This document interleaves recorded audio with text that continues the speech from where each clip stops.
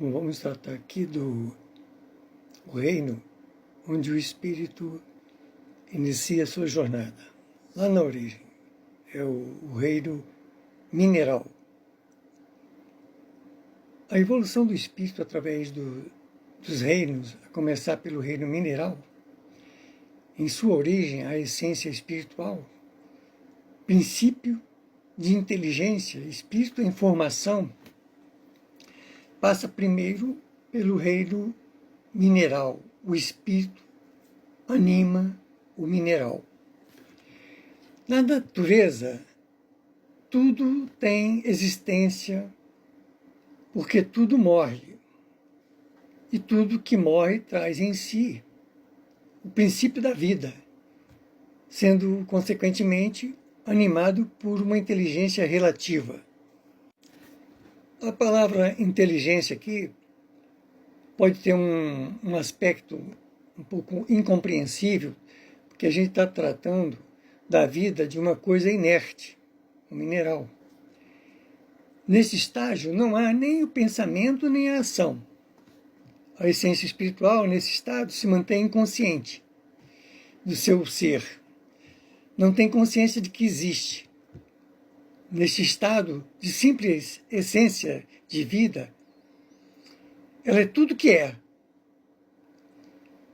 Absolutamente inconsciente do seu ser, ela constrói o mineral, a pedra, o minério, atraindo e reunindo os elementos dos fluidos apropriados por meio de ação magnética dirigida e fiscalizada por espíritos prepostos. Isso não é coisa do acaso. Quanto mais inconsciente é o espírito, no estado de formação, tanto mais direta e incessante é a ação desses espíritos. Em qualquer dos reinos, mineral, vegetal, animal e no reino hominal, o reino do homem, nada se opera sem o gerenciamento dos espíritos mais elevados da engenharia sideral, espíritos prepostos. Cada espírito destinado a esta atividade tem uma função a desempenhar e uma vigilância a exercer, mas não há espíritos prepostos à formação de um determinado mineral, de um determinado vegetal, de um determinado ser do reino animal ou do reino humano. Estes espíritos prepostos por Deus, pelo Criador, têm uma ação geral. E conforme as leis imutáveis e eternas do Criador, esta humanidade ainda não tem inteligência suficiente para compreender todos esses aspectos.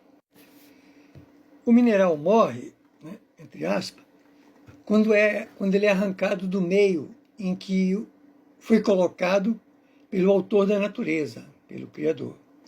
A pedra tirada da pedreira, o minério extraído da mina, deixando de existir do mesmo modo que a planta separada do solo perdem a vida natural. A essência espiritual que residia nas paredes do mineral, daí retirada por uma ação magnética, dirigida e fiscalizada pelos espíritos prepostos, ela é transportada para outro ponto. Os despojos do mineral são utilizados pelo homem, pela humanidade, de acordo com as suas necessidades.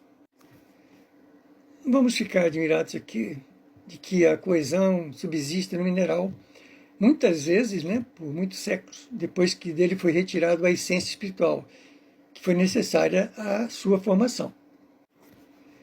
Cada espécie de matéria tem suas propriedades relativas, segundo as leis naturais, que poucos ainda estão aptos para entender.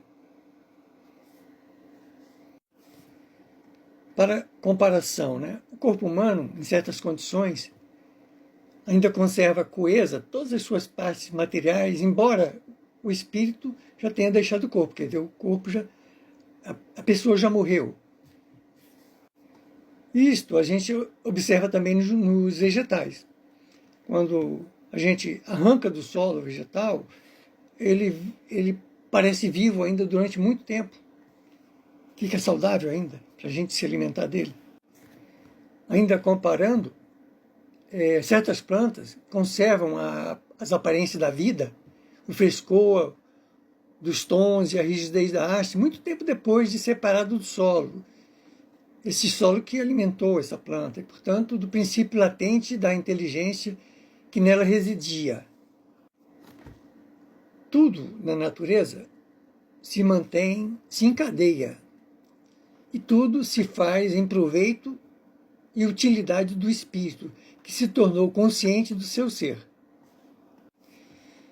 Os corpos, quando morrem, sejam eles pedra, planta, animal ou próprio corpo humano, têm que concorrer para a harmonia universal, desempenhando as funções que foram conferidas a eles.